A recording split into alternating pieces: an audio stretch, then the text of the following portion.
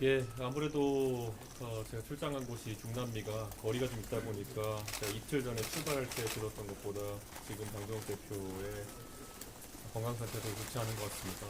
그래서 참 안타깝고 무엇보다도 이 특검이라는 것을 전가의 보도처럼 활용해온 더불어민주당이 자신들에 대한 특검에 대해 가지고는 갖가지 잔머리로 일관하고 있는 것에 대해 가지고 강하게 다시 한번 규탄하지 않을 수 없습니다.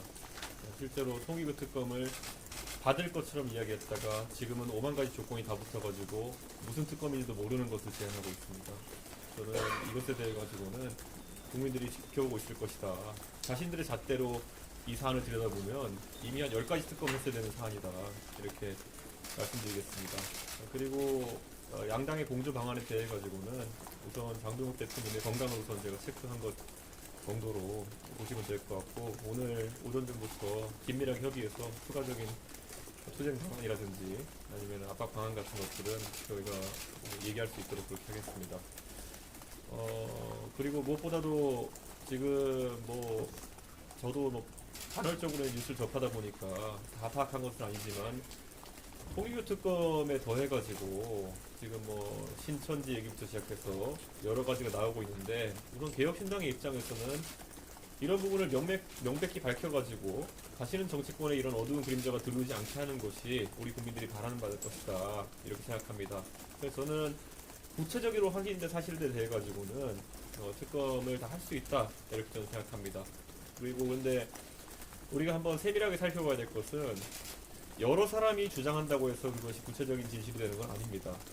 과거 우리가 예를 들어 윤석열 정부 말기에만 본다 하더라도 그때 여러 인물의 이름이 나왔지만 그 중에선 지나고 보면은 별일 아니었던 것도 있고, 수사해보니까 고구마 쪽이처럼 나오는 부분도 있습니다. 그렇기 때문에 이미 상당한 사실관계가 특정된 그 전재수 장관에 대한 부분이라든지 아니면은 또 최근에 동공천 문제나 이런 것들은 충분히 국민들이 납득할 만큼 사실관계가 나왔다 생각합니다.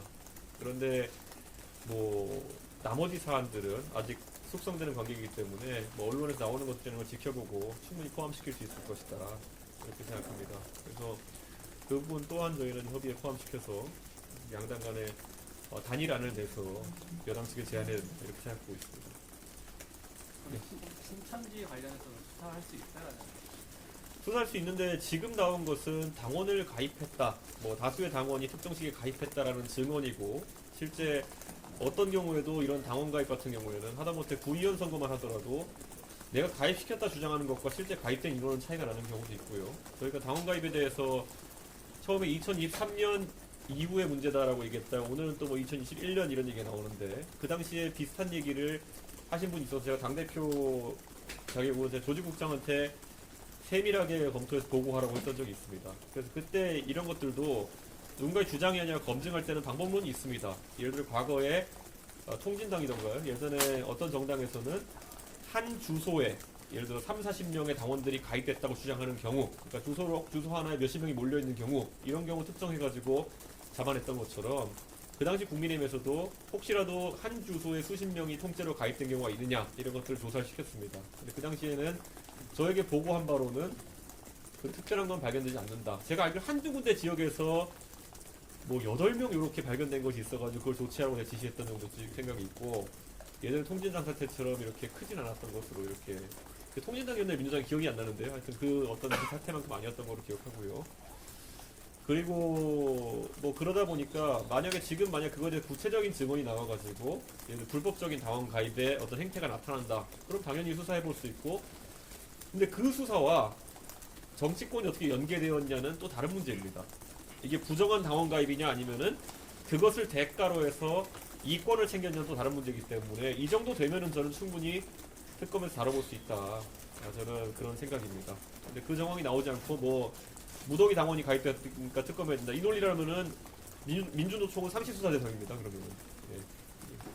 지금 민주당에서는 두 개를 같이 하자는 거고, 국힘에서는 그러면은 통일교랑 신천지 각각 따로 하자, 이런 입장을 지금 다시 제안을 하셨는데, 역제안을. 민주당이 원래 잘하는 게 특검 썰어가지고 중국집을 하는데 전화기 세대놓고 이런 거 잘하잖아요. 근데 지금 민주당 입장에서 통합해서 뭘 자꾸 하자 그러는데, 계속 말하지만 종합특검이라는 방식 아니면 자꾸 이렇게 수사 범위를 넓히는 것은 특별검사 제도의 취지에 정확히 반하는 것입니다. 제가 지난번에도 언론인들께 말씀드렸지만 종합과 특별은 같이 갈 수 없는 대립되는 언어입니다. 지금 민주당이 수년간 뭐 수사 범위에도 제한이 없고 기소와 수사를 동시에 할 수 있는 특수부 중심으로 해서 검찰을 비판해 온 것이거든요. 특수부가 사실 뭐 어느 때나 인지수사를 해가지고 이런 일들을 벌일 수 있고 그래서 자기들이 많은 수사를 받았다 주장하는 게 민주당이라고 한다면은 제발 한 번만이라도 좀 일관성을 가졌으면 좋겠습니다. 지금 종합특검이라는 것도 이미 사실 그들이 특별검사를 임명하는 특수부를 하나 크게 만들어 놓은 겁니다. 근데 이번에 이런 종교와 정치의 유착관계에 대한 특검도 자꾸 범위를 넓혀가지고 이렇게 가게 되면은 저는 뭐 그냥 종교수사부 하나 만드는 겁니다. 그래놓고 또 검찰은 싫대요. 그러니까 저는 제발 한번 이 일관성을 가졌으면 좋겠다. 만약 그들이 이런 식으로 저인방식 또는 고구마주기 나온 거 다 수사하려고 그러면은 검찰을 인정하고 그냥 검찰총장을 임명하십시오. 청문회 절차를 거쳐가지고 청문회도 없이 그냥 특별검사 자신의 성향에 맞는 사람 하나 임명해가지고 특수부는 싫은데 특수부 같은 걸 하고 싶으니까 결국 민중이 특검에서 수사를 편향적으로 했다는 이유 때문에 지금 이 통일교 특검이라는 것이 대두되고 국민들이 여기다 지지를 보내는 거 아니겠습니까? 정말 이걸 아마 챗GPT에 놓고 논리를 검증하라 그러면 민주당이 말도 안 되는 소리 하고 있다고 나올 겁니다. 저는 이런 최소한의 좀 형식 논리는 갖추고 좀 민주당이 주장했으면 좋겠습니다. 그 특검법에는 수사 대상을 적게 돼 있는데 지금 대표님 말씀하신 대로 하면은 신천지 수사를 제대되는 거 아닌가요? 신천지 수사를 하려면 아까 말했던 것처럼 이 집단적인 자원 가입 뭐 그거 자체로도 범죄지만 그거는 뭐 특검을 할 일인가 싶습니다.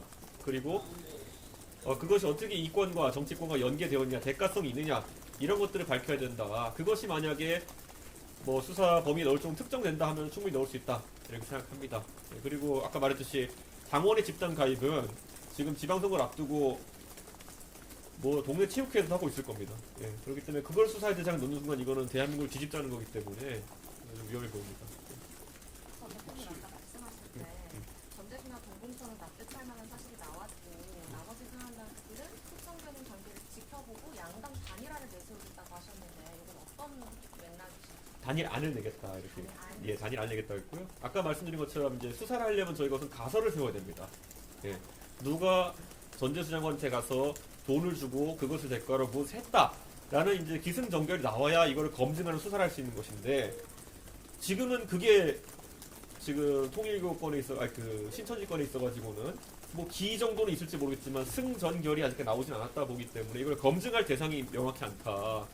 뭐 그런 상황이라 보시면 될 것 같고요.